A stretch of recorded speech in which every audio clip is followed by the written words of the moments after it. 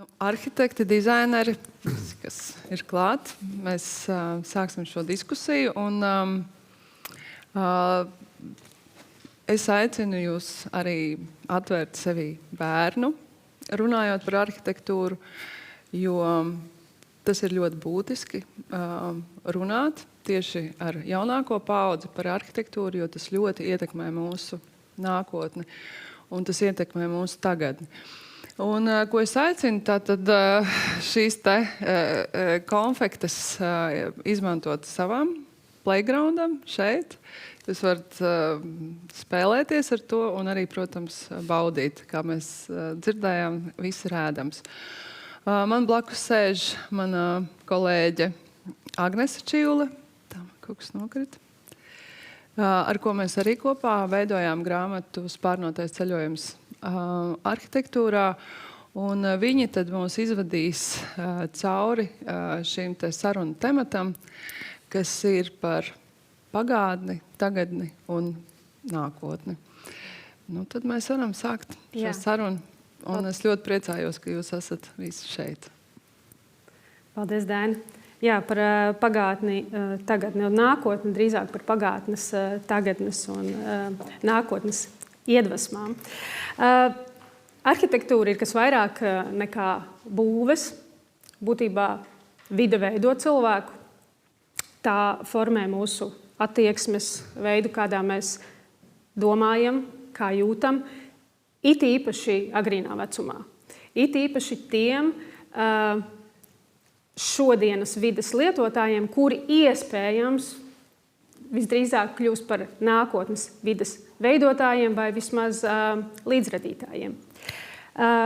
Šodienas sarunas dalībnieki veido visai jaudīgu kompāniju. Dizaineri Ingūna Elere, interjera arhitekte Agnese Flaubārde, arhitekti Andris Kronbergs, Uldis Pīlēns, Andris Sīlis, Gatis Didriksons un Reinis Liepiņš. Šodienas sarunā mēs meklēsim atbildes uz jautājumu, kas iedvesmo arhitektu, kas iedvesmo arhitekta domāšanu, kā tā veidojās laikā un kas varētu palīdzēt nākotnes vides veidotājam kļūt nevis par patērētāju, bet par domājošu un jēgpilnu vides veidotāju. Un diskusija būs strukturēta 3 jautājumu blokos. Pagātnes iedvesmas, kā jau minēju, šodienas profesionālās motivācijas un nākotnes vides vīzijas. Sāksim ar pirmo bloku. Un, pirms mēs runājam par arhitektūru kā par profesiju un atbildību, atgriezīsimies tur, kur viss sākās.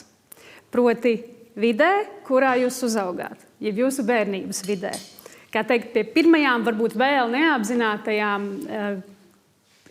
klusajām arhitektūras mācību stundām. Tātad jautājums ir par bērnības vidi.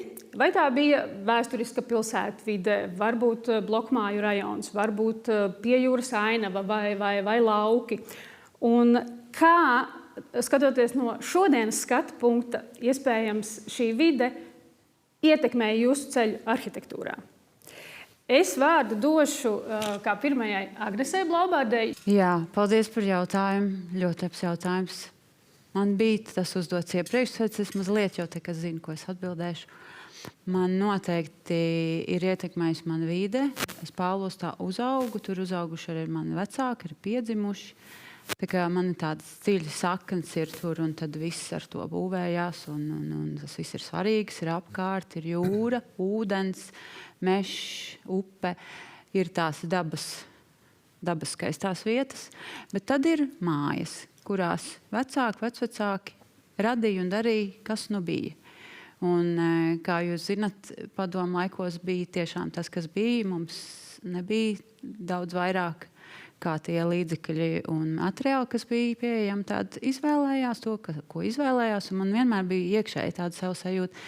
Bet es arī varētu, un man bija laikam ar to tādas pītes varbūt izaugu par to, ka tad, kad es varēšu, tad es to krāsu, tai grīdai izvēlēšos pati.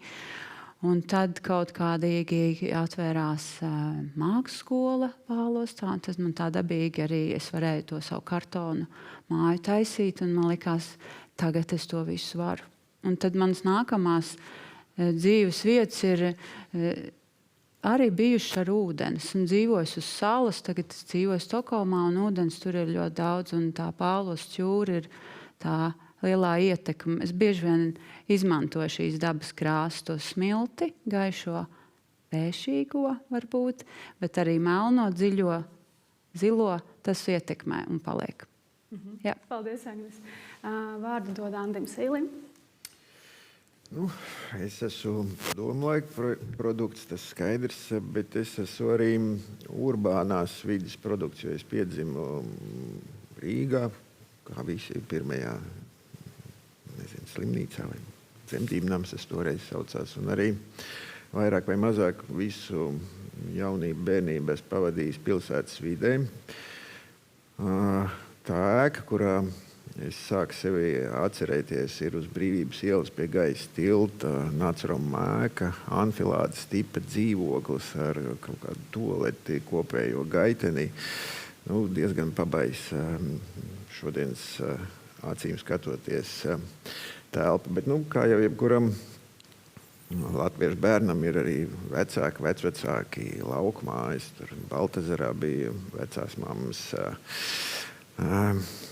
diezgan forša vieta, kur varēja pavadīt vasaras un tikt arī klāt tai dabai. Bet dīvainā veidā, ja es tagad salīdzinu sevi ar citiem, tad jā, maniem, pat bērniem vai tiksim, sievai ir daudz vairāk tā saikne tieši ar dabu. Un tagad, kad es aizbraucu uz to vecvecāku lauku mājas, tā kaut kā gribās tomēr atpakaļ tur, kur es tagad dzīvoju, tajā 27. stāvā ar skatu uz visu Rīgu. Iespējams, ka tas ir ietekmējis. Vienmēr es labāk jūties pilsētas vidē un vienmēr arī, nevienmēr, bet kopš parādījās iespējas dzīvojas ar vienu drusku augstāk un augstāk. Paldies, lieliski. Došu vārdu Ingunai. Jā, es varu. Tad kā jau Agnēs tu teici, tad pirmie 3 gadi bērnu dzīvē telpas, kurās viņi ir uzauguši, ietekmē tiešām to, kas ar viņu notiks tālāk. Es dīvainā kārtā esmu pirmos 7 gadus pavadījis psihiatriskās slimnīcas teritorijā, slimnīcā, Strenčos, kura tikai vēlāk es sapratu tajā ūdens tornī, ko var redzēt, kas ir tāds inženiertehnikas brīnums, jo mans tēvs ir psihiatrs, man vecāki strādāja slimnīcā, mums bija dienesta dzīvoklis tieši tajā torņa mājā. Tad slimnīca bija mans. Bet kas ir visbrīnišķīgākais, tad, kad es vēlāk, man likās, kā redz, es tur viena pati slimnīcā augu, tur ar citiem slimnīcas bērniem spēlējos, bet slimnīcas arhitekts ir Augusts Reinbergs. Tas pats, kas projektēs Latvijas Nacionālo banku, Latvijas Nacionālo teātri un šo te vaiprātīgo dziednīcu Strenčos bruņniecībai. Bijis arī pirmais arhitektu biedrības priekšsēdētājs un viens no dibinātājiem. Un vienkārši es padomāju, tad tiešām tā telpa, tas kā saule iespīd šajā telpā, kādas tev ir šī telpu struktūra. Ūdens torņa māja nav ļoti plaša, bet šie 2-3 logi, kas mums bija šim dzīvoklim, tas tiešām kaut kādā ziņā ir veidojis šī sarkano ķieģeļu eklektiskā arhitektūra. Iespējams, kaut kāda mana izpratne par telpisko vidi un struktūru un plānojums teritorijas, slimnīcas, striktā struktūra, ēku. Starp citu, pirmā slimnīcas nodaļas sauc nevis pirmā nodaļa, otrā nodaļa, bet pirmo slimnieku vārdos Augusta māja, Ostvalda māja, Marijas māja, Annas māja. Jā. Paldies, Ingūna. Un mēs arī varam pieminēt, ka šobrīd Ingūna arī ir līdzdarbojusies un strādājusi pie nozīmīgiem projektiem, slimnīcas projektiem tieši. Jā. Došu vārdu Gatam Didriksonam.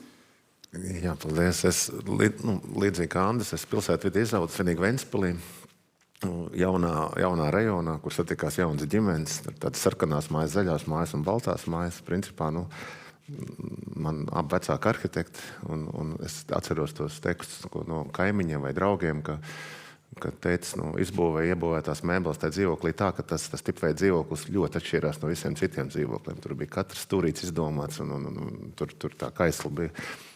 Bet mēs tiešām pagalms mums bija.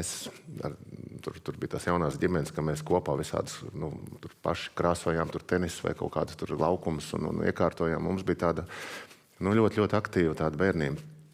Un tas es jau augstskolā pamanīju, kad ja cilvēki ir, piemēram, no Ķengaraga, viena kursbiedrene bija, vai no privātmāju rajona, tad tas tik ļoti parādījās tajā, kā viņi to zīmē. Sevišķi sākumā tas bija ļoti uzskatāms. Ja. Un, protams, ka man līdzīgi kā Anta saka, bija lauki, vasaras pavadīt Cēsīs pie Omītes vai pie lauku mājos Rozulā. Un mums bija pašiem lauku māja. Tur es atkal tēti iemācījos visādas rokdarbus un bija tāda, ritīgi lauki tāda. Un te bija tas tāds labais salikums. Bet es joprojām jūtu, ka teiksim, man sieviņa tādā tā kā no dzīvojamā rajona augus. Un tad ir tā sajūta, viņai vairāk gribās to klusumu mieru, un man atkal gribās to tādu tusiņu drusciņu vairāk. Un tad mums ir tas variants, kā es šobrīd dzīvoju, mums ir Mežparkā tāda vairāk, tā kā 4 dzīvokļu māja, tā varētu teikt, tāds kondomīdiums tāds ar savu pagalmu. Un tad no vienas puses viņa kā privāta māja, bet no otras puses tur ir arī tie kaimiņi un ir tāda kopības sajūta. Un sev atceroties vienkārši bērnībā, es atceros, ka es skatījos uz tām mājām un domāju, kāds šo visu sakrāmējis, kaut ko izdarījis. Tur nekā nebija, tas bija sarkanās tās ķieģeļu tipveida māja apbūve. Bet kaut kā es tā sāku domāt, ka tas arī manā darbībā ir atainojies, jo tiešām, piemēram, Lindenholms dzīvojamies kvartāls, tie ir ritīgi masīvi ar pagalmiem, ar dažādām tām aktivitāšu zonām. Un es esmu mēģinājis tā kā tajā bērnībā bezmazliet tur spēlēties ar tiem klucīšiem vai ko un taisījis gan rotaļlaukums, gan tās dažādās vietas. Un es kaut kā ar kvartāliem vairāk saistīts, jo tur es varu radīt tās dažādās zonas. Es vienmēr atceros, ka mīnus mēs pret sienu spēlējām, tā kaimiņi no tur parādījās galva, ka lai beidz daudzīt visu laiku uz sieniem vai kaut kādi šitie te konflikti visu laiku kaut kādi. Ja.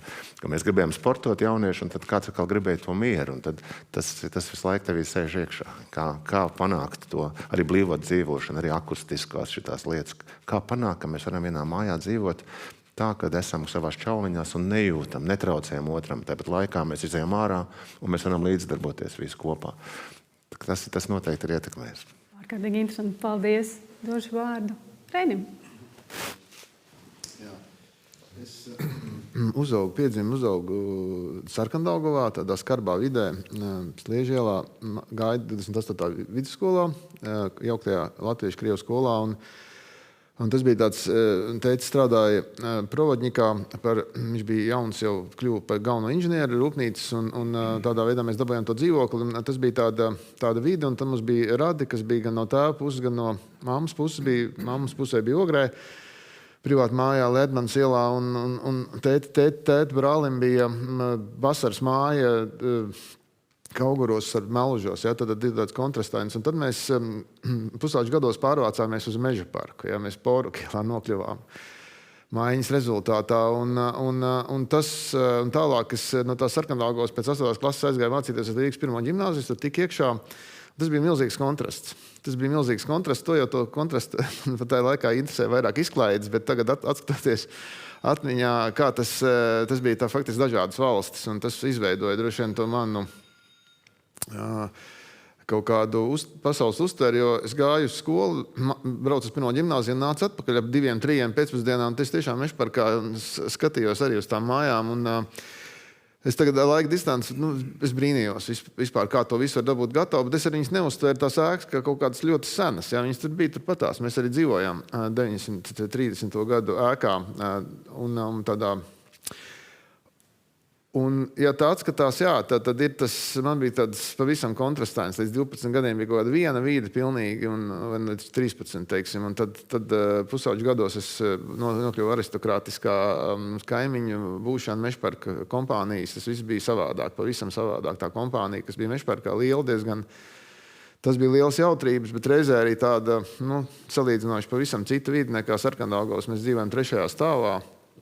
Nelielā dzīvoklī, kas man arī patika, viss tur bija saulains. Un jā, tad es esmu izveidojis kontrastu principu, tā personības veidošanās. Un tas profesijas izvēle varbūt nenotika tādā apzinātā veidā, bet kaut kā es nokļuvu arhitektūrā. Un es vienkārši 1. 2. kursā es pilnīgi iemīlējos tajā, tieši, ka mums bija jātais privāta māja, es vienkārši pilnīgi biju pārņemts ar to tēmu, absolūti. Un bija priecīgs, ka tā ir noticis. Paldies. Došu vārdu Uldim Pīlēnam. Jā, es esmu Liepājas strādniecības rajona produkts. Tātad ar tādiem orientieriem koku māja 2 stāvu komunālais dzīvoklis ar agresīviem kaimiņiem, krievu oficieri.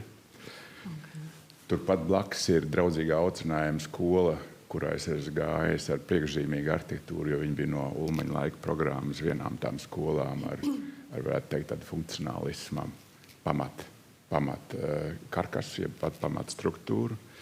Turpat ideālā ēnavā Raiņa parks ar milzīgām zaļām teritorijām. Un turpat metālurgā šroti, teiksim, metāla lūžņu izkrautu un tam līdzīgi, kas ir tas spēļu laukums. Spēļu laukums tuvākajā tādā kvartāla ietvarā bija malks šķūnīši, 2 stāvu un 1 stāvu.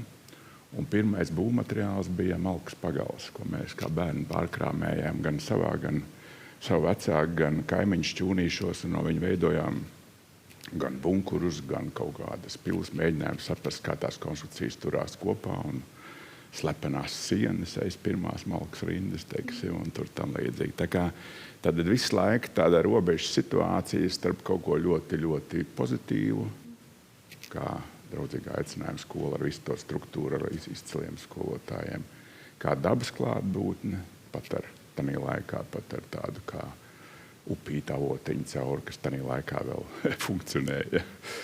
Un tanī pat laikā tur ir šrota un tā komunālā sociālā vide, kas ir relatīvi skarba. Un tas veido acīm redzot ne tikai profilu pašam, bet viņš veido attieksmi vēlāk pret vides kopdzīvošanas, jeb attieksmes jautājumu tai savā komplicitātē, bez pārāk liela romantismu, bet bez pārāk liela pesimisma attiecībā uz jebkuru vidi, kurā mēs atrodamies.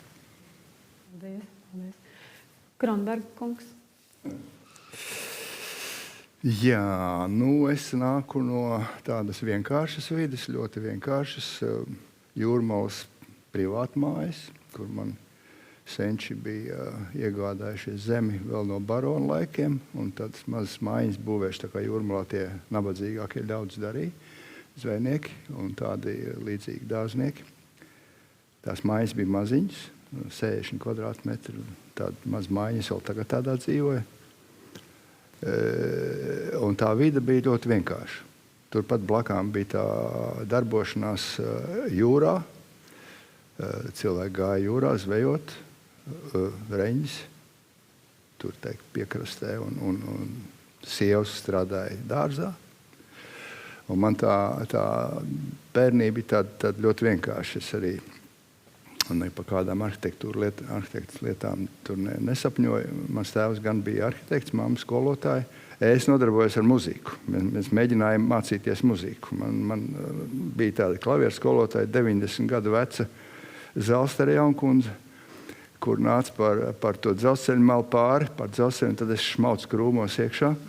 Un viņi man ilgi meklēja, kamēr atrada un piedabūja pie tām klavierēm. Man tā dzīve bija tām klavierēm vairāk, jāņogu krūmiem, trušu būdām un šāļčupām. Jo šāļčupa, tā, kad rudenī atved tos šāļus priekš ziemas, tāds nomaļs no tiem gateriem, tad tā bija puikām baigā darīšana, jo tur tie šāļi bija tik dažādi un tik interesanti. Tur varēja visu kaut ko, kā sāk izsapņoties un pabūvēties un tā. Tā mēs tie puišēļi tur bijām. Un tā arhitektūra man atnāca nejauši vienā brīdī, teiksim, tad, kad es nomainīju savu ideju pēkšņi vienā brīdī. Es mācījos vispār, lai stātos konservatorijā. Es mācījos visu vasaru harmoniju un visādi sarežģītas lietas, lai iestātos konservatorijā. Jo es mācīju labi spēlēt klarneti. Es biju baigi labais klarnetists muzikas skolā. Viņi teica, tev jāiet pa taisno uz konservatoriju. Un es baigi rubīju to konservatorijas mācības iekšā visu vasaru. Tā kā nāca rudens un tie eksāmeni virsū, mans tēvs vienreiz to teica, paklau, tu negribi tomēr padomāt. Viņš saka, varbūt tu padomā, vai tu būsi tas galvenais solists. Tagad tu tiešām domā, ka tu būsi solists un spēlēsi skatos pašā pirmajā vietā, jeb tu spēlēsi tajā muzikantu bedrē, tur lejā, tur 5. klarneta aizmugurē kaut kur, operas bedrē. Viņš teica, es saku, es nezinu, man patīk. Tad viņš teica, bet varbūt, ka tu uzzīmē to ķeblīti. Es tev uzlikšu ķeblīti tādu garažā un pamēģinu uzzīmēt. Tu mācies vai nemācies uzzīmēt? Es uzzīmēju to ķeblīti, kaut kā tur šķību greizi. Un tad es aizgāju uz to arhitektiem un iestājos tos arhitektos. Un tā es te nokļuvu. Es nezinu. Tagad es lūkšu tā pavisam kodolīgi, iespējams, varbūt pat tiešām vienā teikumā katrs kopsavalkot šo tēmu. Vai piekrītat, ka bērnības vide patiesi bieži kļūst par šo pirmo arhitektūras skolu un tādu kā kluso skolotāju? Jā, mēs jau tā kā noskaidrojam, protams. Tas nāk cauri, pat neapzinoties. Tu pat varbūt mēģini kādreiz, bet kaut kur tās ietekmes ir, protams, viennozīmīgi. Ne tikai ietekme, manuprāt, tas jau šobrīd ir NT pētījumi izdarīti, ka neizbēgami atstāja uz dziļākajām smadzeņu struktūrām, uz domāšanu, uz uztveri tieši tā telpa vidi, kurā cilvēks veidojās. Ir tā kā sen zināms, ritms, kārtība, tas rada harmonijas sajūtu, vai pareizāk sakot, cilvēks instinktīvi mēģina saprast, kas notiek viņam apkārt. Viņš mēģina uzbūvēt teorētisko modeli tai videi, un ja tā vide ir kārtībā, harmoniski, viņam ir neizbēgams pat fizioloģisks seks starp ausīm. Paldies. Uldi? Es domāju, gan apziņas, gan zemapziņas līmenī mēs esam tās vides produkti, no kuras mēs esam nākuši.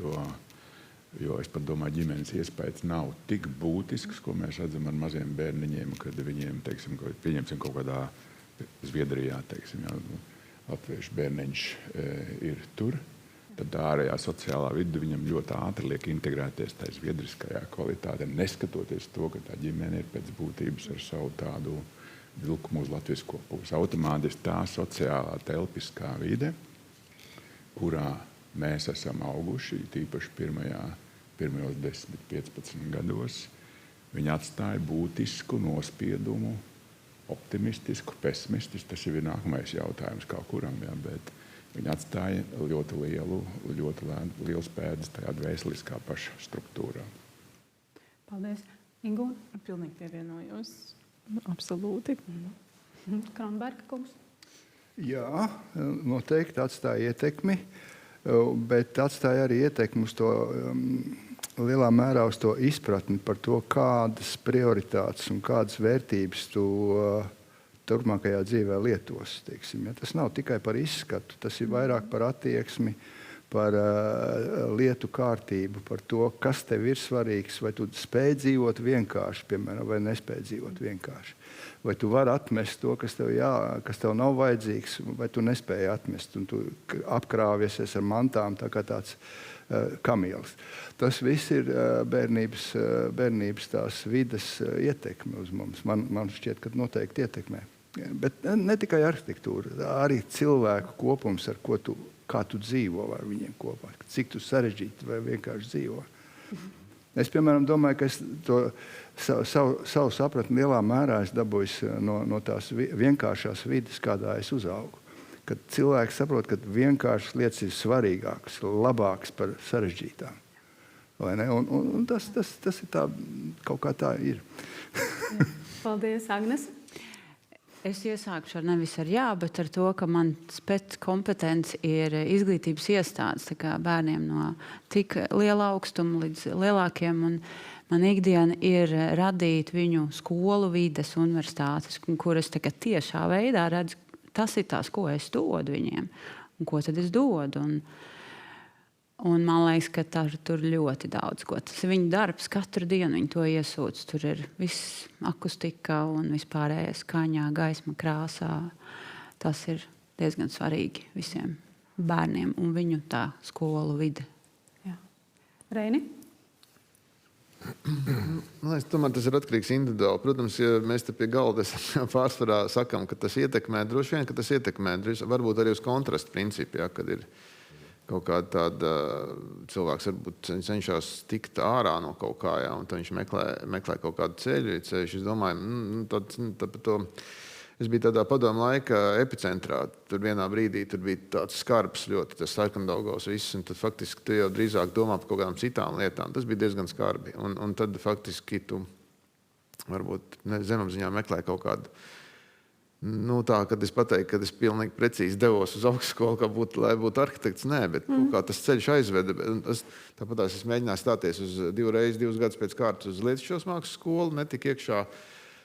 Tā kā tu it kā virzies tajā virzienā, bet domāju, ka jaunie bērni un jaunieši par arhitektu profesiju, jā, tas ir tāds vēl, paldies par šo arī grāmatas tapšanu, tas man liekas tāds neizpētīts drusku vēl, tā attieksme bērniem pret arhitektūru, tas tāds, priekš maniem arī jauns temats un būtisks temats, jā. Paldies. Es gribēju pievienot par smaržu. Tā spēcīgākā maņa, kas mums ir no bērnības, vai vispār pēc pēdējiem ir smarža, un kas veido smaržu ēka, vai tā ir koka ēka, vai tā ir mūrmāja, vai betons, un tas ir tas netvaramais, varbūt, kas varbūt izlien tikai kaut kad vēlāk laukā. Tad līdzīgi kā rēdieni, ja? Jā. Bērnības rēdienis, tas mums visiem ir. Tā slimnīca smarža arī ir? Ir bišķiņ, bet dīvainā kārtā man ir māsa. Man arī vecais tavs ir ārsts, bet māsa teica man kādreiz, ka viņa teica, cik mums bija drausmīgi bērni, mums bija jādzīvo slimnīcā. Un man atkal liekas, man ir super skaista un saules pilkta bērnība, bet viņi kļūpa psihiatri. Tad arī viena apstāja. Tas ir ļoti arī dažādi. Tas kontrasts princips, ko tu droši vien pieminēji, tas, ka tu esi bērnībā ļoti mazos apstākļos un tev pēc tam visu laiku tu esi solījis, ka es izaugšu, man gan būs liela un plaša māja, un pēc tam tev ir 3000 kvadrātmetri privāta māja, jo izrādās, ka tu esi cietis visu to bērnību. Tas kontrasts princips, kad ir arī tie... Skats pa logu svarīgs. To mēs redzējām 90. gadu sākumā, kad tie bija izrāvušies no tām mazām un dabūjuši to lielo naudu, un tad būvēja tās 500 kvadrātmetru mājas tur un maldījās pa viņām. Tas bija interesanti. Ko ķeramies pie nākamā jautājuma bloka? Un no pagātnes pārējām uz šodienu. Uz to, kas uztur arhitekta profesionālo domāšanu šodien. Un mans jautājums, jūsu radītā arhitektūra dzīvos ilgāk par jums. Kā ir? Vai šis apziņas svars, šis ilgtermiņa mērogs jūs savā ziņā disciplinē vai varbūt tieši pretēji, varbūt dažreiz paralizē? Andi. Vēlreiz paralizēja. Šī apziņa, ka aiz tevis atstātais dzīvos ilgi. Vai ir bijusi dažreiz šī sajūta, ka tas mazliet...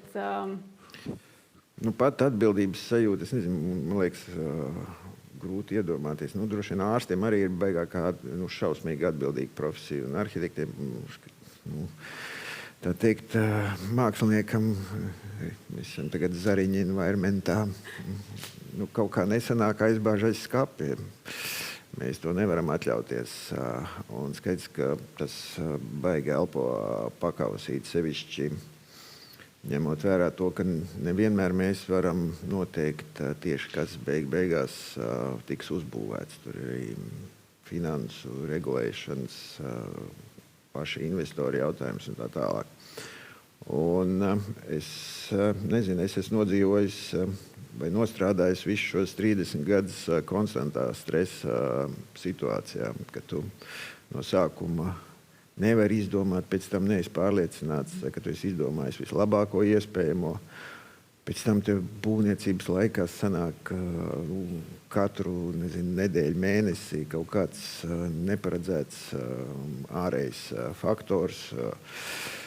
Un ir tā, ka tā bauda, ko tu dabūni tajā brīdī, ja tev viss izdodas un tu esi negaidīt un patīkam pārsteigts, jēziņ, cik tas viss ir forši. Viņi ir vienkārši tas adrenalīns un sertnīns, kas izšļācās. Tā ir viena no labākajām sajūtām. Bet, diemžēl, tā ir nevienmēr. Un Un, jā, man pat, es nezinu, bērniem to ir jāzina. Man kolēģis, dzīvodams tajā stresa stāvoklī 30 gadus, tika praktiski pie neārstējams depresijas.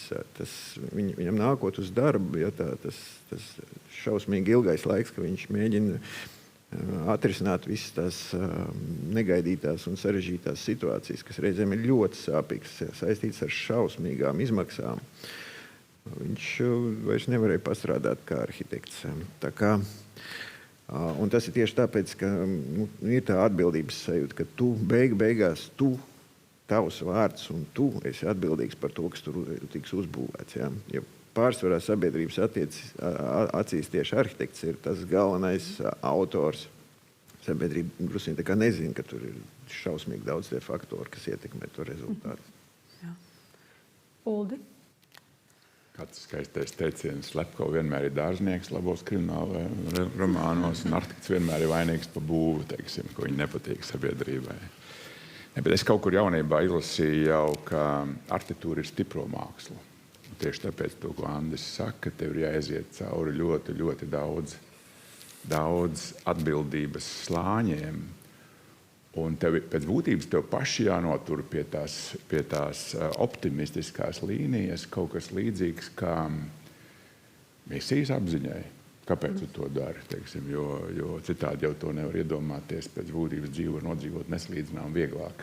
Teiksim, jo arhitektūra arī no tāda radošā izpausmes viedokļa prasa ne tikai to tavu emocionālo gribēšanu, bet arī racionālo varēšanu. Un tas salikums kopā starp to prāta puslodu, teiksim, prātu virzīto puslodu un emociju virzīto puslodu liek tev pieiet dzīvē kā spēles elementam, lai tu noturētos līdzsvarā starp jau pieminētajām problēmām un šo dulā daukas jautājumā, kas tur aiz tā horizonta, jo no sākuma ēka nav. Bet tad viņi ir ar visu to, ar tavām kļūdām, ar taviem panākumiem vispārējo. Un tas prasa to šo stiprumu dimensiju, kas paralēli tām profesionālām iemaļām liek trenēt filozofisko dzīves dimensiju, attieksmes un atbildības dimensiju sociālā plaknē un arī, protams, finanses izjūtu. Un, teiksim, tas viss kopā veidot tādu plašāku personību. Tāpēc es domāju, jauniem cilvēkiem arhitekta izglītība, pat ja viņi galu beigās neaiziet strādāt par arhitektiem, no dimensijas viedokļa, no visaptverošās izvēles viedokļa vēlākai dzīvē ir ārkārtīgi fundamentāli pozitīva. Ne visi, kas beidz arhitektūras augstskolu, pēc tam strādā arhitektūras laukā, bet es ar saviem kolēģiem, ar ko es esmu studējis kopā, redzu, ka ļoti daudziem šī izglītības struktūra ir palīdzējusi izērēties cauri līdzi visiem tiem dzīves devītajiem viļņiem un ļoti daudziem nepazaudēt to savu optimistisko skatu uz realitāti. Paldies. Kronberga kungs. Jā, kā to interesi noturēt tajā visā vētrā ir ļoti labs jautājums. Un man šķiet, ka viens no tādiem pamanāmām nepieciešamībām ir tas, ka ir jābūt baigi izturīgam, teiksim, tādam maratonistam īstenībā. Jo tas, bieži tie projekti ir ļoti gari. Un ja tu neesi spējīgs izturēt to slodzi, visu to, ko jūs te runājat, apdivu, tad tu vienkārši nolūsti. Tādā veidā, ka tu vienkārši izstājies no spēles. Un tas nav iespējams. Arhitekts nevar izstāties no spēles. Viņš var nomirt gadījumā, ja viņš neiztur, bet tā viņš nevar izstāties nekur. Un tā ir tā lielā problēma. Un es kādreiz saku tā, priekš sevis es saku, ja tā dzirkstēla, pirmā dzirkstēla, kas ir tā ideja, sauksim to tā emocionālā dzirksts, kas ir radījusi tādu ideju, ja tā ir tik pietiekami spēcīga, tāda pietiekami iedvesmojoša, tad tu vari izturēt tos 5 vai 10 gadus, kamēr tu realizē to māju. Ja tā ir vārga, ja tā ideja ir vārga, tad tās problēmas sākās ātrāk, jo tu sāc apnikt ar to nodarboties, jo viņi tev neiedvesmo vairs tos nākamos 5 gadus, viņi neiedvesmo tev pietiekami daudz, lai tu varētu to maratonu skriet. Un šitā ir tā, man liekas, tā viena no tām lielākajām, vismaz priekš manis, tā lielākā problēma, ka to dzirksteli vajag uzšķilt kaut kā tik spēcīgi, spilgtu, ka viņi tev apgaismo to ceļu ļoti garā garumā. Reizēm tas ceļš ir baigi garais. Un ja viņi nav tā gaisma pietiekami spēcīgi, tad ir slikti. Jā, Inga, un kā ar gaismu? Es esmu dizainers, neesmu arhitekts. Mēs esam tie, kas strādā ar mūsu briljantajiem arhitektiem un cenšamies nevis sabojāt šo projektu, bet pievienot vēl kaut kādu vērtības slāni, kas ir atkal balstīts, pieņemsim, manā izglītībā, kas ir mākslā bāzēta izglītība, kur arī mēs runājam, kur mēs skatāmies uz tā, varbūt no citiem aspektiem. Tur es redzu to mūsu pievienoto vērtību, ko mēs atkal varam iedot, kas ir, es apskaužu arhitektus par viņu izglītību, jo jūs studējat visas šīs inženierzinātnes un tam līdzīgas lietas, mēs kompozīciju, tektoniku, krāsa, tā kā tas ir atkal cits slānis, ko pievienot. Un te ir šī atbildība, jā, kā Ans jau teica, tas ir ēkas ir dārgas būves, un tas, tā ir tiešām nenormāla atbildība. Tā kā arī pievienojot kaut vai to pēdējo slāni, kas ir tāda vai vides grafika, vai navigācija, vai interjera risinājumi, tad tas ir tas pats, vai ne? Kad mēs varam vai papildināt, vai tieši otrādā kaut kādā veidā pēkšņi kaut kā savādāk to pārvērst. Tā kā, jā. Turpinot par interjeru, Agnes? Jā. Es iespējams tā tieši neatbildēšu, bet man liekas, tā savalkot kopā, ko es varētu pateikt, man tā atbildība ir saruna starp to, kam tas ir vajadzīgs un kāpēc es to daru, to projektu, kurā es esmu nokļuvusi. Un sākumā arhitekts viņu ir veidojis, ainava arhitekts ir plānojis un vispārēji ir iesaistījušies, un tad nāku es vēlams diezgan sākumā. Un man notur tā atbildība man notur tanī brīdī, ka es zinu, ka šīs sarunas ir bijušas. Man pēdējo gadu lielākoties pieredze tad ir tā, ka tās sarunas ir tās svarīgākās. Ja tur mēs esam lielākoties izgājuši cauri aplī par to, kāpēc un vai un kā to vajag darīt. Un tur var vienmēr attiekt atpakaļ un vienmēr visiem tā kā pastāstīt, reku, te ir tas, ko mēs izlēmām. Un, jā, tas varbūt ir utopiski, un tur ir viss Excel tabulas, un viss pārējais tur arī ir, un laika posms, kurā viss ir jāpaspēj. Bet tas ir kaut kāda mana atbildība pret to, kas ir pateikts, sarunāts, un tad mana profesija ļauj strādāt tālāk to, ko mēs esam ieplānojuši visbiežāk. Tā kā es tā jūtos. Paldies, Gati. Ļoti labs jautājums. Tas ir milzīgs tāds pamats vispār, kāpēc mēs darbojamies. Arī manā skatījumā, ka mēs atstājamies sev uz kaut ko, kas daudz ilgāk paliks pa mums. Cerams, ja, skatoties, kas te apkārt notiek, to nevar zināt arī. Un tad ir brīži, kad tu tā kā secini, kad varbūt nevajag arī pārspēlēt nemaz to pārāk. Jā, jo tik viegli pazūd tās lietas. Bet kopumā tas ir tāds, mēs runājam par bērniem, bet ļoti svarīgi, ko tu pēc tam dari, kā tu izglītojies, kur tu visu laiku smelies. Un tas ir tāds nepārtraukts darbs visu laiku. Un man ir tāds tā kā sports, pat tās bija Berlīnē pie dēla, kur viņš man tur dzīvo. Mēs ar Ričukiem izbraukājām. 2 dienas braukājām pa Berlīnu. Vai arī pa Temzes Londonā. Un tu brauc un skaties vienkārši uz mājām, un tu tā domā, ka vai tā māja atspoguļo savu laiku. Un principā tas ir laikmets spogulis. Mēs redzam postmodernismu ēkas un tā tālāk. Bet tad ir tādas ēkas, kas radīts 20. un 30. gados, bet kas šobrīd ir vienkārši tā, ka mēs sakām, wow, tas ir šodien, tas ir tik aktuāls. Un ir kaut kādas lietas, kas iet cauri laikiem, un viņas nenoveco. Un tās ir kaut kādas. Un tas man vienmēr ir meklējis tā kā tādu, tas līdzies svarīgi, ka tas, timeless, jā, tas laikam cauri, un tas ir tāds, tāpat laikā varbūt arī mājas, kuras tik tiešām atspoguļo kaut kādu šaurāku laika nogriezni. 10, 20 gadu. Mēs, ja tā godīgi, mēs nezinām, kas notiks pēc dažiem mēnešiem, pusgadi, ja? Bet tik tiešām mūsu prāts ir tāds veidots ļoti ilgtermiņā. Un tad ir tās vērtības, tu skaties, man ļoti domājot par šo palīdz pārbūvēs piedalīties. Tu skaties, ka tu piedalies, piemēram, Klinklaus, pat jā, mums objekts. tā ir arī saruna ar tiem cilvēkiem. Tu, piemēram, redzi, kā funkcijas mainās, ja? vai bija tur kādreiz rūpnīca vai kas iekšā, bet paiet laiks. Un tev tā struktūra ļoti labi der, piemēram, birojām vai pilnīgi kaut kādām citām lietām, vai kaut kāda attiecība augstuma, kad uztaisīt tādu rāmi, kas ir viegli pielāgojams nākotnē. Un vispār, runājot par šo atbildību, arī no šodienas viedokļa skatoties, mēs saprotam, ka būvniecība ir liels piesārņojums.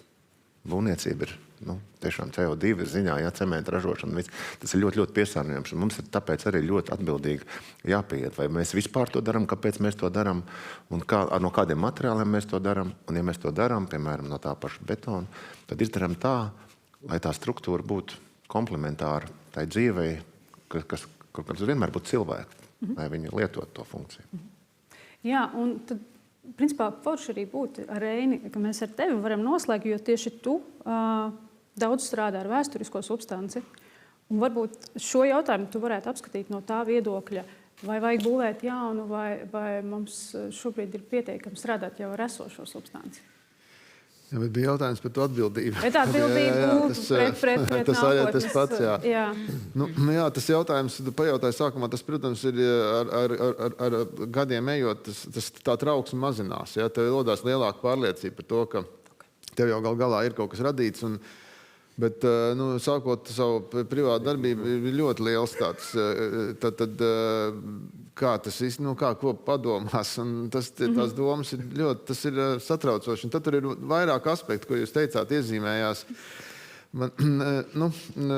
Sanda Sīļa vadībā pirmais projekts bija pirms 30 gadiem, Pūkudim neviens neraksta tieši pirms 30 gadiem tas atvērās. Mēs tajā gadā, 95. gadā to taisījām, un tas priekš manīm bija pirmais projekts, un ārkārtīgi spēcīgs impulss, kas saturēja sevi gan vēsturisko, gan poētisku, gan arī tas, ka tas bija publiska ēka, publiska telpa, kas pēc tam nokalpoja 25 gadus. Un, protams, ka strādājot ar vēsturiskām ēkām, tu redzi jau pirmkārt to, ka tas ir uzbūvēts jau tik kvalitatīvi, ka viņš ir nostāvējis līdz mūsdienām tādā līmenī, un tad cilvēkiem pārsvarā tās ēkas, kas nekaitina, tās viņas ir veiksmīgi nostāvējuši, un arī pētot tagad modernismu mantojumu 20. gadsimta arī, tur jau tagad pagājuši kaut 60 gadu, un ja tā lieta funkcionē, ja viņi ir funkcionāli, tas ir augsts vērtējums. Ja, tas nozīmē, ka arhitekts ir trāpījis, jo tā saruna arī viņa šobrīd ir diezgan sarežģīta, jo mēs nezinām, jo mēs diezgan daudz arī nezinām no tām ēkām, kas ir uzbūvēts, kā viņas reāli kalpo. Mums trūkst informācija, ja, teiksim, visu laiku ir reklāma, ka tur tas ir pabeigts,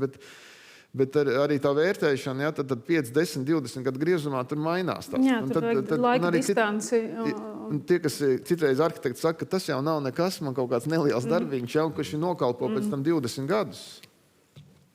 Un tad izrādās, ka tas nav bijis nekāds nieks, ka tas nav bijis kaut kāds namiņš, bet tas ir bijis kaut kas unikāls, kas vēl pieaugot laikam viņš kļūst par katram vajadzīgu, ja, jo tajā pirmajā brīdī viņš nav iegūst nekādu tādu baigo popularitāti, bet cilvēki tur dzīvo iekšā vai izmanto, un tas arī vēl viens aspekts. Aiziet tautās, jā.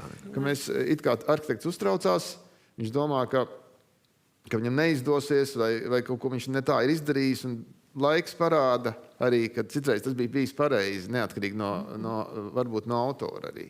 Paldies, Reini. Kaut kādas lietas, jā. Jūs brīnišķīgi reflektējāt gan par šo atbildības daļu, gan šo iedvesmas, jeb idejas dzirksteli, jeb gaismu. Man ļoti patika, kā Kronberga kungs to noformulēja. Es atkal gribu aicināt jūs atgriezties pie jums pašiem. Jautājums aizvien iedvesmas ietvaros, kas šobrīd uztur jūsu to radošuma gaismu, šo dzirksti, kas iedvesmo profesionāli un cilvēcīgi? Un lūkšu atbildēt vienā teikumā. Agnes. Vai ne? Vai ne? Es teiktu, man ietekmē un iedvesmo un papildina fotogrāfija. Es fotografēju, man fotoaparāts ir līdzi kā instruments savam darbam ikdienā. Es redzu galvā, bet man ir arī tāds, ka es caur to mēģinu sev papildināt. Līdz ar to es vienmēr meklēju to un man interesē viss ap to. Un arī studijā fotografēju. Es tur vienkārši pilnīgi neapzināti meklēju vēl kaut kādas šķautnes, kurās iet. Tas man ir tāds liels resurss noteikti. Paldies, Andi. Nu, arī pēc 30 gadiem es esmu vēl joprojām ziņkārīgs. Man drausmīgi patīk tas, ko es daru un par ko es varu domāt. Un šī iespēja padarīt kaut vienu kosmosa stūrīti drusciņi labāk, man ir gan iedvesmojoša motivācija darīt to visu. Ingona? Jā, man liekas, dzīve, kas ir mums apkārt, līdzcilvēki, viņu darbi, vienalga, vai tā ir arhitektūra, māksla, mūzika. Un tas tiešām līdzīgi kā Andim, ja mēs varam ar savu darbu kādam atvieglot pēc tam viņa darbu, vai tas ir slimnīcas vai skolas vai kaut kas tam līdzīgs, tā ir brīnišķīga sajūta, ka tu ar kripatiņu vari palīdzēt. Jo mūsu uzdevums jau ir izdomāt to, kas nekad nav bijis, veidos, kā tas nekad nav bijis. Lai tas nav pašmērķīgi, bet lai tas ir tieši tam, kam tas ir paredzēts. Paldies. Reini? Jā, kas ietekmē. Iedvesmo. Iedvesmo. Un viens ir tāds drīzāk arī ietekmē, varbūt iedvesmo. Mūsu radītās kultūras būvstarām tam nāk diezgan daudz cilvēku. Un tas arī tā kaut kā tu vēro arī vienlaikus, kā tas viss ir. Un tas ir viens tāds aspekts, bet es domāju, ka Latvija ir skaista vieta, kur dzīvot. Mums ir spēcīga valsts. Mums ir viens tāds impulss, ka tomēr ar katru ēku, ja mēs uzzīmējam Latvijas virsmu, tad viņi nedaudz liekt. Un tas, kas ir virs viņas, ir tās mājas, tas ko mēs radām. Un viens tomēr arī tāda sociāli atbildīga, ka tev gribās ar valstiski, jebkas, kas tiek izveidots, tas rada pienesumu. Varbūt es varu uzdrošināties teikt, ka tā varbūt nedaudz domāju katreiz uzsākot projektu. Tad ir jāpalīdz cilvēkiem vienkārši tikt galā ar lietām. Tas ir vēl viens, ka cerams, ka tā var vērtēt arhitektu, viņš ir palīgs, nevis tikai, viņš ir palīgs. Tas ir vēl viens aspekts. Tev daudz pasūtījumi vienkārši un tev jāpalīdz. Un tad tas ir tāds laba lieta, ka tu esi, tev iedvesmo tas, ka tu vari kādam palīdzēt. Jā. Paldies. Tā. Uldi? Ja mēs tā nopietni runājam, es domāju, viens no tā radošās dzirksts uzturētāja elementiem ir spēles elements dzīvē. Jo, ja tev nav spēles elements, tad tevī nav vieglums.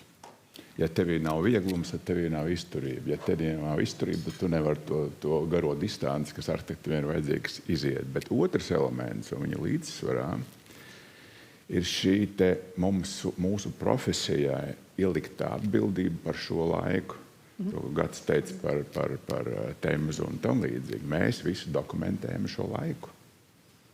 To dara teātra ļaudis savā valodā, to dara dizainers savā valodā, to dara arhitekti savā valodā, literāti un mūziķi savā valodā. Un arhitektam ir jādokumentē laiks pēc labākās iespējamās sirdsapziņas, jo kāds pēc 20, 30 gadiem skatīsies uz šo laiku caur šo objektu pieejamību, nevis vai literatūras vai tam līdzīgi, bet šī gadījumā mēs esam arhitektūras disciplīnā. Caur arhitektūras izteiksmes, ko šis laiks mums nākamajai paudzei ir gribējis pateikt. Un šī atbildība neslēpties aiz dekorācijām, aiz 19. gadsimta dekorācijai vai vēl trakāk. Šī laika atbildība uzņemties to risku, ja jau tev ir iedot šie arhitekta izglītības instrumenti, ja tev ir ielikt tāda investīcija, bet tev jādokumentē šis laiks godīgi. Attieksmē pret varēšanu, pret tehnoloģijām, pret filozofisko domas skaidrību, pret sociālo atbildību un, protams, atbildību pret vidi kopumā. Un drusciņi jāceļ nācijas pašcieņa. Tā. Un Kronberga kungs, par šo, kā uzturēt sevi šo iedvesmas gaismu. Jā, Uldis diezgan te jau vispusīgi ieķērās tajā tēmā, un es domāju, tur ir liela taisnība. Un, protams, ir liela atšķirības starp to darbošanās veidu. Ja mēs darbojamies ar kaut kādām esošām struktūrām, esošām ēkām un viņas piemērojam, pārveidojam, tā ir viena lieta. Tā grūtākā lieta ir tā jauno, man liekas, manā ieskatā, tā jauno ideju radīšana, jo tās idejas jau tās īsti jaunās idejas jau nerodās tā vienkārši tik ātri un visu laiku. Un tas vienkārši nav iespējams. Tā nenotiek pasaulē. Un to, ko mēs varam novērot, lielākā daļa to praktizējušo cilvēku, viņi diezgan, kā to teikt, daudz lieto vienādus paņēmienus, kas nemaz nav nekāds novatorisms. Tas ir vienkārši tāds darbs. Tas ir tāds darbs, un to mēs tagad arī redzam diezgan labi Rīgā, vai ne? Viss šitos te Berlīnas pārnesumus uz mūsu pilsētu, vai ne? Dažādu veidu interpretācijās, un tas ir ļoti vienkārši veids, kā var darīt lietas. Ja? Tas ir vienkārši ātri nopelna naudu, un tas ir kā darbojas, bet tā nav nekāda inovitāte, tā nav nekāda īsta tāda arhitektūra, tādā izpratnē, par ko Uldis runā, kad mums būtu labi, ja mēs spētu katrā nākamajā reizē radīt kaut kādu daudz maz unikālu, teiksim, attieksmi, unikālu produktu tai tieši konkrētai vietai ar tām pazīmēm, kas tai vietai ir raksturīgas, un ar tām laikmeta pazīmēm. Un vienu solīt uz priekšu tam laikmetam, kādā mēs šodien esam. Tas jau būtu tas labākais. Un to mēs diezko nevaram izdarīt. Mēs katrs cenšamies to. Man liekas, kaut kur zemapziņā mēs gribam to izdarīt. Tāpēc, ka mēs esam ambiciozi. Mums liekas, ka mēs izdomāsim jaunu ideju, kas īstenībā ir blefs, jo to nevar izdarīt. Pārsvarā to nevar izdarīt. Tāpēc, ka tas ir ļoti grūti. Tikai dažas idejas rodās pasaulē jaunas, vai ne, kā mēs zinām, un viņas ir ļoti maz. Mēs lielākā vai mazākā mērā tomēr reproducējam kaut kādas savas zināšanas, interpretējam viņas kaut kādā pieņemamā, jau sev saprotamā veidā un pielāgojam viņas. Jāatzīstās, tā tas ir, diemžēl. Un mūsu laikmets ar to šī ziņā ir varbūt labāks, unikālāks, viņš ir brīvāks. Jo tie cilvēki, kas strādāja tīros stilu laikmetos, piemēram, tajos laikmetos, ka bija nodefinēti stili, vai tur baroks, vai rokoko, vai klasicisms, vai kas, viņiem bija ļoti vienkārši faktiski.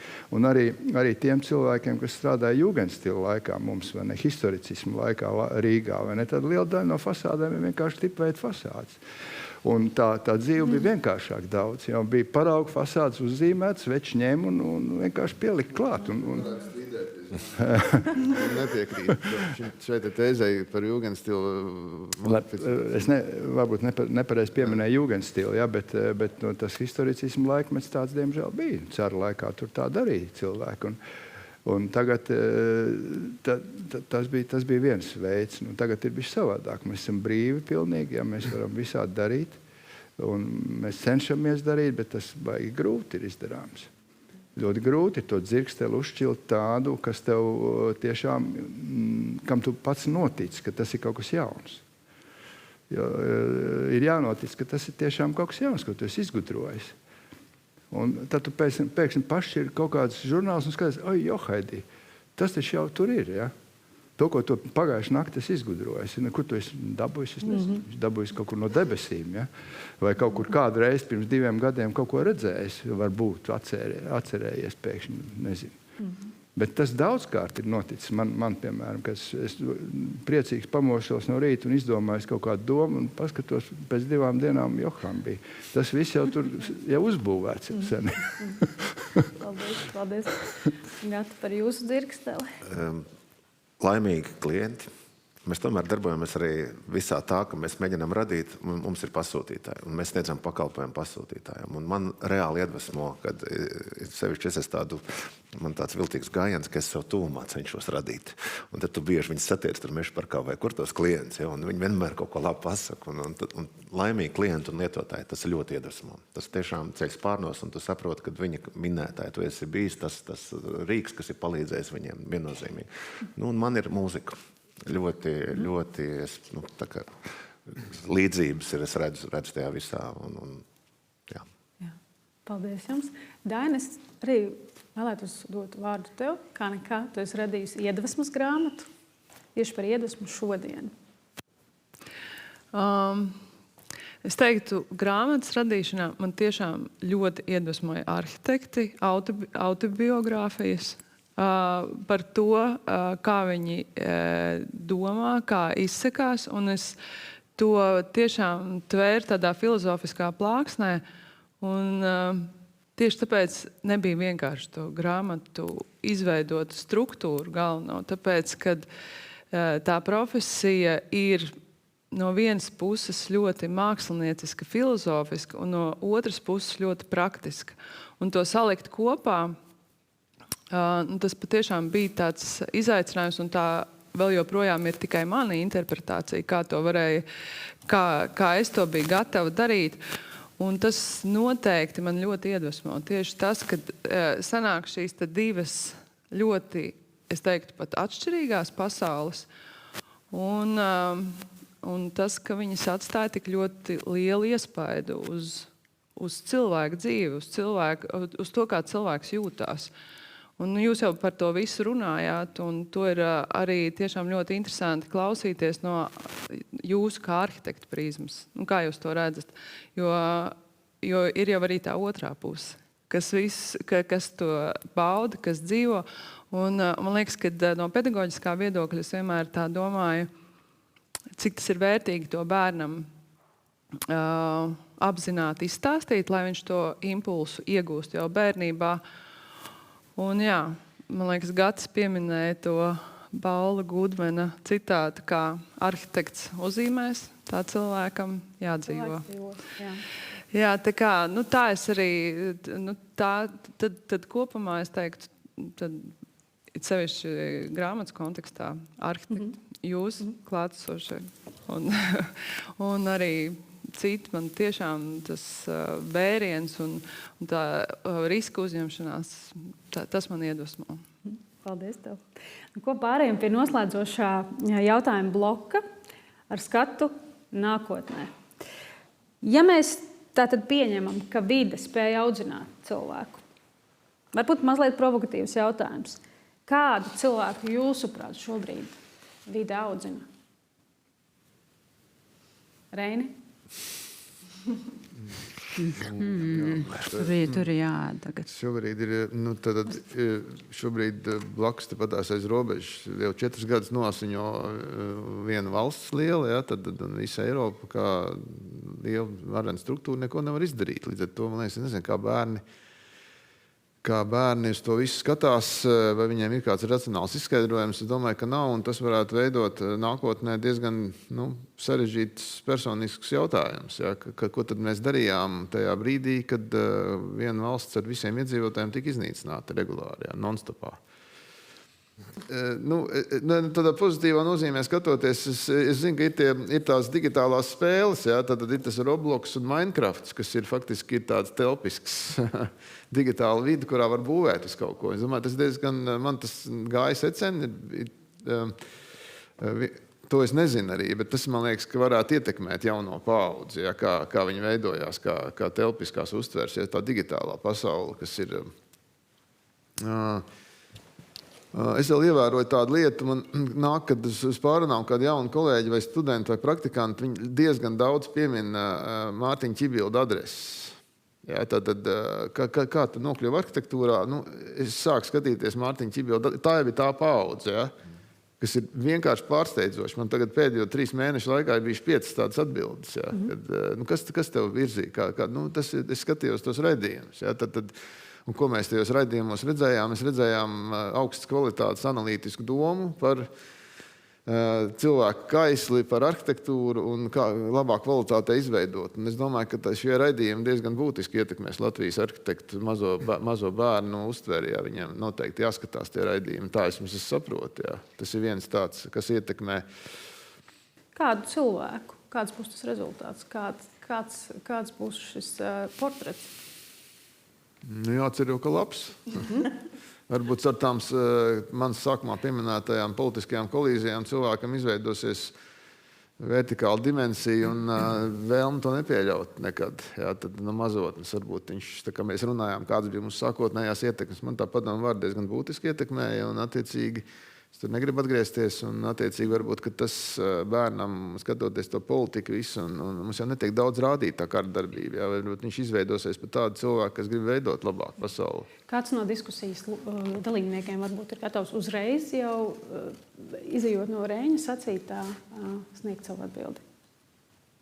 Ar viņiem pakomentēt, es ļoti ticu, ka tie bērni, kas ir gājuši cauri, un viņi tiešām daudz bērnu slimnīcā patreiz tam, kas tur tagad notiek, ka izaugot, ka viņu prasības pret kvalitatīvu vidi būs daudz augstākas, jo tā ir viņu pieredze, kas jau tagad mainās, kad bērni vairs nebaidās iet uz slimnīcu. Viņi prasa vecākiem, kad mēs atkal iesim uz slimnīcu. Tas ir viena institūcija, viena slimnīca var mainīt jau priekš nākamām paudzēm šo te domāšanu. Un jo šis bērns piedzīvos šo vidi, tad viņa prasības jau pret arhitektūru un telpas kvalitāti būs daudz, daudz, daudz augstākas, kas kopumā atstās iespēju uz mūsu sabiedrību un uz mums vecumdienās, cerams. Jā. Paldies. Gati?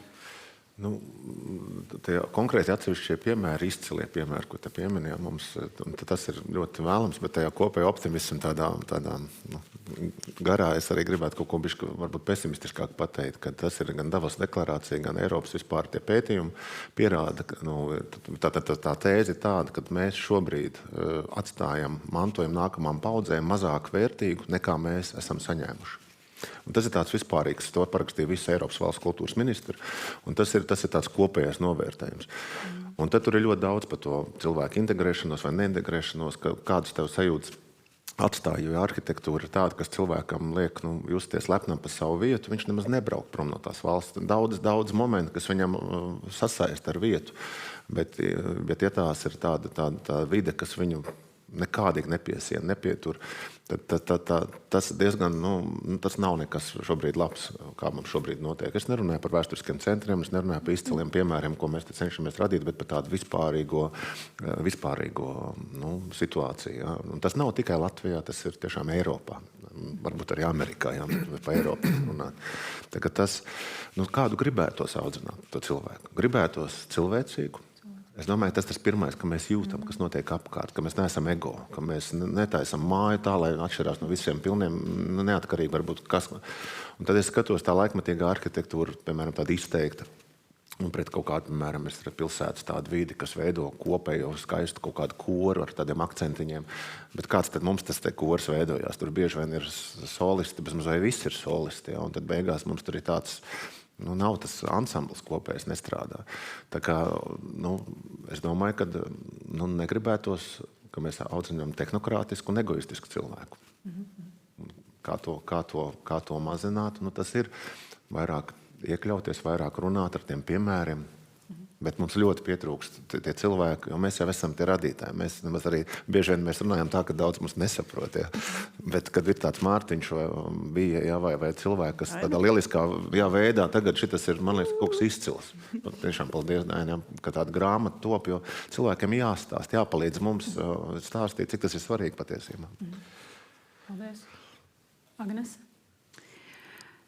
Es domāju, man atbild būs vairāk tāda nākotnes, kā es gribētu, un es domāju, daļu es to daru šodien, un jūs to darat, un mēs par to varam vienkārši vairāk domāt, ir radīt daudz labāk pieejamākas vides ārā, iekšā, apkārt mums. Tas dos visiem labumu. Tas nav tikai cilvēkiem atsevišķai grupai, kur kaut ko nevar vai mazāk var, un tad viņiem speciāli likumi vai speciāls lietas. Tas ir mūsu visu labā. Un tad tas ir vai tad radīt to no jauna vai pielāgot, bet es domāju, tas ir kaut kas, uz ko noteikti vajag iet diezgan lielā mērā, un tas noteikti radīs un atstās iespaidu uz mums visiem daudz labāk, jo šodien diezgan daudz ir satraukumi par to, kad lietas nav pieejamas vai nav saprotams, nav redzams. Šeit ir neskatoties, neraugoties uz Nata minēto to pētījumu aptauju. Jā. Tomēr es domāju, tajā pašā laikā mēs šobrīd esam tajā vēstures punktā, kur par šo vidas pieejamību un par cilvēciskumu vidē tiek domāts kā nekad. Tā kā kaut kur, kādā labā posmā jau mēs tomēr esam. Uldi. Es domāju, ja mēs paskatāmies vēsturē, vienmēr visās mākslas veidos, kāds ir bijis avangardā, kāds ir bijis arjergardā. Un ir bijis laiks, kad pieņemsim renesanses laiks vai vēl agrāk laika, kad arhitektūra ir bijis visu mākslu avangardā. Un viņa ir iznesusi arī to ideoloģisko slodzi, ko prasa sabiedrības attīstības, civilizācijas attīstība kā tāda. Un tad, teiksim, to vadošo lomu kaut kad uzņemās literatūra, kādu brīdi uzņemās tēlniecība vai tēlotāju mākslu kopumā. Un man liekas, ka šis ir mūzikas laiks vairāk, jo literatūra bija vairāk 19. gadsimts un arhitektūra, meklējot to savu vietu tajā mākslu hierarhijā, ja tā mēs drīkstētu teikt, šobrīd ir lielu meklējumu priekšā, tāpēc, ka arī uz arhitektūru visi tehnoloģiskie vidas veidošanas principi, ražošanas principi, visām komponentiem, kas tik ir iespējams, atstāja milzīgi lielu iespaidu, daudz vairāk nekā tehnoloģija pieejamība mūzikā vai literatūrā vai kaut kur tam līdzīgi.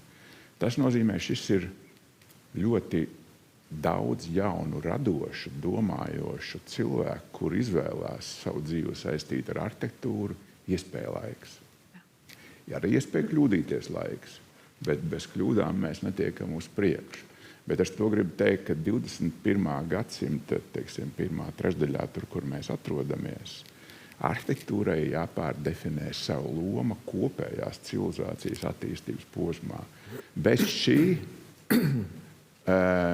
ierauties savā profesionālā egoisma kaut kādā čaulā vai neredzēt objektīvo ainu, kas notiek vēstures gaitā ar šo te arhitektūras ietekmi uz civilizāciju, būs grūti saprast to savu lomu un līdz to arī atbildību. Tas ir tas, kas, manuprāt, jaunai paudzē tie, kas tikai tagad skatās arhitektūras virzienā vai signalizē, ka tas varētu būt interesanti, ir jāpatur prātā. Šis ir jaunu definīciju laiks. Paldies. Andi, kādu cilvēku veido šis laiks? Manuprāt, šim jautājumam ir kā minimums 2 dažādi mērogi.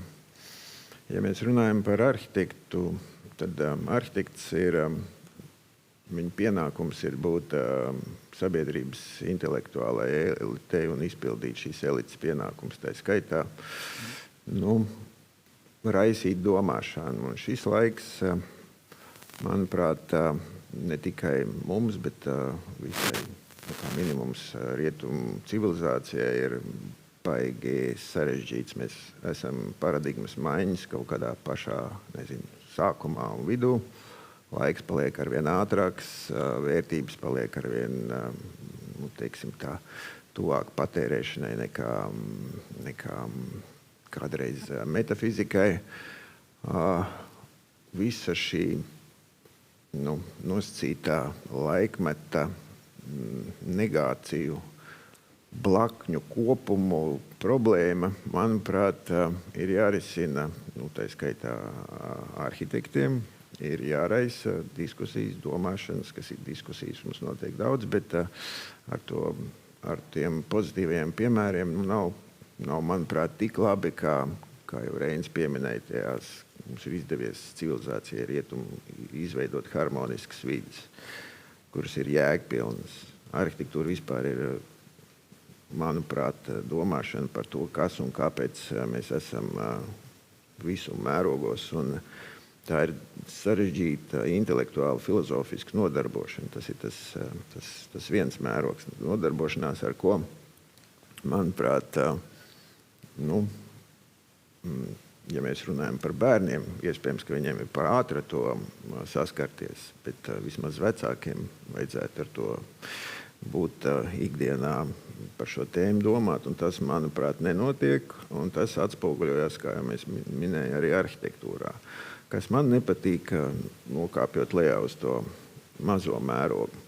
Mēs esam pārāk daudz, manuprāt, pievērsuši uzmanību visiem šiem ekoloģiskiem, energoefektīviem, visiem reuse sustainable aspektiem, un drusciņi esam aizmirsuši to, ka arhitektūras viens no uzdevumiem ir radīt prieku, skaistumu, harmoniju. Ja mēs paskatāmies to, kas ir sabūvēts, nevar teikt, ka mūsu jaunie dzīvojamie rajoni, lai kur viņi būtu, nodrošina to pašu sākumā minēto vidi, kas ļauj bērnam, cilvēkam kaut ko vairāk saprast, par kaut ko vairāk padomāt, saņemt vairāk pozitīvas emocijas un reakcijas un jēgpilnāk dzīvot. Tā kā es esmu drusku skeptisks. Ir, protams, arī labie piemēri, bet ja es pastos to tā kā attālināt uz sabiedrību kā kopumu, uz rietumu civilizāciju kā kopumu, es tur saredzu vairāk problēmas nekā. Paldies. Kronberg kungs. Es gribu lielā mērā piekrist Uldim. Viņš diezgan apaļi pateica to galveno problemātiku, kas ir saprotami, man ļoti saprotami. Jā, te nu mēs arī esam. Un noslēdzot, es aicināšu jūs ļauties utopijai. Mazliet parotaļāties, ne tikai ar konfektītēm. Kas būtu tāds drosmīgākais, telpiskais vides arhitektūras eksperiments, ko jūs šodien ieviestu, lai atstātu paliekošu un pārveidojošu iespēju uz nākamām paudzēm? Es ļauju apdomāties. Vispār vai Rīgā vai Latvijā? Jā, varbūt paliekam pie Latvijas. Ja nu mēs šeit reiz. Gatavi? Jā, pauzē tagad ir. Jautāt kočiņas un tad jau. Man liekas, ka Andris ir gatavs. Augstāk kaut ko. Es visu, man negluži šādi, bet līdzīgi jautājumi vairākas reizes ir uzdevuši, un es kādu laiku atpakaļ atbildēju, ka es gribētu uzbūvēt baznīcu. Baznīca nevis baznīca kaut kādā tādā pagājušā gadsimta nozīmē, bet varbūt kaut kādu templi, meditācijai, kaut kādu atgriešanos pie arhitektūras pirmsākumiem, kas ir ne tikai shelter, vai kā būtu latviski patvērums no nokrišņiem, bet mājoklis, kurā mūsu izpratne par augstāko, par Dievu, kur Dievs labprāt tā teikt, uzkavētos un cilvēkiem būtu telpiski un formāli iespēja padomāt par to, ka ir kaut kas augstāks. Telpa, kur mājotu Dievs. Pieņemsim. Paldies. Lai kas tas būtu. Agnes? Es savukārt domāju ārpus Latvijas robežām, atvainojos par jautājumu uzdevēju izkāpšanu no jautājumu. Es īstenībā katru reizi domāju par to, jo Latvija ir arī ārpus Latvijas. Un ir daudz Latvijas ārpus Latvijas. Un katrs šis cilvēks, kurš dzīvo, viņš var vienmēr atgriezties Latvijā un pienest lietas, strādāt šeit, dzīvot, uzaugt un ir gatavs mainīt savu kaut kādu citu komfortu vidi vai vienkārši citu kultūru uz šo.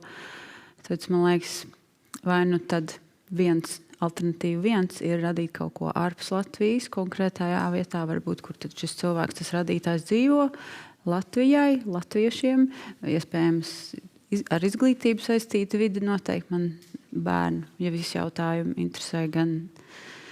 Un tad tas noteikti ir arhitektūra, ainavā un viss kopā tāds funkcionāli telpa, kurā izglītoties un uzaugt. Un tas pats iespējams Latvijā līdzīgi tāda vide, kurā izglītoties bērniem. Tas man interesē un tas ir vienmēr vajadzīgs. Paldies. Kronbergs? Man nav idejas. Nav neviena jauna Nevar ideja. būt. Vai jaunu ideju? Pilnīgi jauna ideja. Nē, tā nav viena māja. Es domāju, tur viena māja nepalīdz šī gadījumā. Lai arī kāds tas templis būtu garam. Es saprotu, ko tu saki. Vai ne? Mēs esam noilgojušies no tā merkantīlā dzīvesveida dabūt to garīgo dimensiju. Un tā ir skaidra vēlēšanās. Un tā mums visiem piemīt, kas kaut ko meklē, kas ir meklētāji. Jo viņi nevar bez garīgās dimensijas faktiski neko sameklēt. Nav iespējams. Bet kas būtu tieši arhitektūrā jādara, es nezinu. Man liekas, ka tā viena no tiem virzieniem, kurš varētu būt, būtu būvēt to gudrības māju, to izpratnes māju kopīgā veidā, kaut kādā veidā mēģināt uzbūvēt to izpratni tai mūsu tautai un vispār cilvēkiem par to kas ir svarīgi un kas nav svarīgi, un kas ir, kā ir jādzīvo un kā jāvienojās par kaut kādām lietām. Mums šeit ir īpaši kaut kā grūti. Mēs tajā mazajā tautā esam tik ļoti kaut kādi tādi dažādi un tik ļoti, es gribētu pat teikt, arī bieži egoistiski noskaņoti, ka mums liekas, ka mēs paši tur esam tik briesmīgi svarīgi un pa katru cenu mums gribās to savu patiesību kādam iestāstīt un viss šitas te. Ka tas nav tas veids, kā mēs varēsim turpināt. Jo tā kašķēšanās viņa jau uzauga līdz kaut kādam tādam līmenim, kā mēs redzam tepatās mums kaimiņos Ukrainā. Ja? Tur ir arī citi iemesli, protams, bet to nevarēja nekad iedomāties, ka kaut kas tāds ir iespējams, ka šauj virsū cilvēkiem ar raķetēm pa nakti. 30 raķetēm vienā naktī. To nevarēja iedomāties. Mēs taču nekad nevarējam tam noticēt, ka vispār kaut kas tāds ir iespējams, ka viens šitā var izdarīt. Un kad, ja mēs to galvu neiztīrīsim vispār kaut kādā veidā, tad šitas var turpināties viss. Un mēs jau esam gandrīz, vai negribās teikt, pieraduši, bet mēs tā vairs neuztveram, kā pirmajā nedēļā to mēs uztvērām. Tā mēs vairs neuztveram. Viņš šauj pa nakti, vai tās raķetes tiem bērniem virsū. Katru dienu. Katru dienu. Ko mēs tur tagad? Ko mēs ar tādām galvām varam darīt? Mēs kaut kādu pasauli varam uzbūvēt kopīgi? Vai ko mēs varam izdarīt ar tādām galvām? Taču neko. Tās galvas jāiztīra pa priekšu. Kaut kā jāuzbūvē tā gudrības doma. Es nezinu. Es tā kā tāds sludinātājs tagad runāju. Vispār tas briesmīgi izklausās, es atvainojos. Paldies, Lēs. Es varbūt arī aicinu, tai nav jābūt patiešām ēkai. Varbūt, tā ir kāda mācība vai kāda doma, kāds process, kas būtu jāuzsāk varbūt. Es varbūt no tā lielā gribētu paturpināt, bet es aicinājumu, ka tas ir tas svarīgais, bet mēs to varam izdarīt ar tādiem daudziem maziem droši vien darbiem. Mēs nevaram kā viens citādāk izmainīt, kā sākt ar seviem, ar savām lietām kaut kādām. Tā man atbild divas uz tiem jautājumiem konkrēti, kas ir telpisks, tā kā tāds sašaurinot to līmeni. Tā teikt, es Rīgā un droši vien pamatā Rīgā man gribētos prioritizēt vispār plūsmas un kustības un mazināt individuālā privātā transporta dominants mūsu pilsētā. Ja. Atbrīvot ielas, lai būtu zaļumi, lai būtu cilvēciski pilsētu. Izstaigājam un vairāk cilvēku lietot, tā kā baudīt, jo mēs skatāmies, pilsētā pazūd tiešām tāda kvalitatīva vidi, gan krastmala, gan tā tālāk. Tātad mazināt privātā, sabalansēt atpakaļ, atgriezties pie tādas līdzsvarotākas pilsētas. Tas ir konkrēti Rīgā. Kā es to daru ar saviem, kaut kādiem rajoniem, kur mēs visi mašīnas prom, viņām ir sava vieta, bet viņas nav tā kā centrā. Ja. Un otra lieta ir tāda arī telpiska, un arī to mēs darām. Mēs esam iekštelpu paudze, tāds indoor generation, mēs esam reāli. Mums tā dzīve norit principā bez dienas gaismas, tas ir visādos veselības ziņojumos parādās, ka 90%. Pat vairāk, 90%. Mēs vienkārši dzīvojam, tas lielveikals, pēc tam ir pazemes stāvēt, pēc tam ir kaut kāda, mēs vispār ārā neuzturamies. Ja. Un tātad manos viens no arī spēkos to kaut kādā veidā ietekmēt ir nojaukt šīs robežas starp iekštelpu ārtelpu, mēģināt atvērt un to cilvēku dabūt kaut kā tuvāk dabai, tuvāk ārā. Un tās tehnoloģijas mūsdienu, gan stikla attīstība, gan viss mums dod šīs iespējas. Veidot tādu vīdi, kurā tas cilvēks dabīgi iet pie tā svaigā gaisa, pie tās dienas gaismas. Tā būtu tāda viena, arī tas palīdz. Cilvēks skatās uz tiem putniņiem, varbūt viņš vienkārši labāks paliek. Jā. Mentālajai veselībai absolūti. Reini? Man nav tādas idejas, bet es turpinot, ko jūs teicāt, es domāju, būtu tāds sapņu projekts, ka visi latvieši atbrauc atpakaļ. Un tas viss kaut kas būtu. Tad būtu pilnas ielas, pilnākas. Tad, ja mēs tiešām tie skaļi 400,000 vai cik ir izbraukuši, mums jauniešiem citvišķi, viņi brauc studēt, viņi brauc iepazīt pasauli, bet ja būtu tāds utopisks, varbūt netik utopisks, bet mums te nav nekāda vaina dzīvot pie mums Latvijā. Mums visforšāk ir pa visiem, mums ir gan klimats labs, gan arī nav jāsasēžas sastrēgumos, gan nav daudz, kas mums ir jūra tuvu. mums ir ko ēst, mums ir skaista daba un forši cilvēki, un visi atbrauc atpakaļ. Mums būtu tāds lielais, tas milzīgs tas galds, jā. Okay, jā. Un būtu jautrāk dzīvot. Mums jau ir pietiekami jautri, bet būtu daudz, tas būtu tāds mans īstais projekts, un tad būtu viss aizpildījies, un tad būtu jābūvē jaunas mājas pēc iespējas, jo nebūtu visas vecās būtu pilnas jau. Jauns, tas man patīk. Jā, tev būtu vairāk arī, un tad būtu jādomā, kā tad sablīvēties pēc iespējas, kur visiem latviešiem pat tās centrā vairāk nav vietas. Mēs vienmēr esam otrā nometnē. Jā, tā kā Raiga pat tam tās jaunās.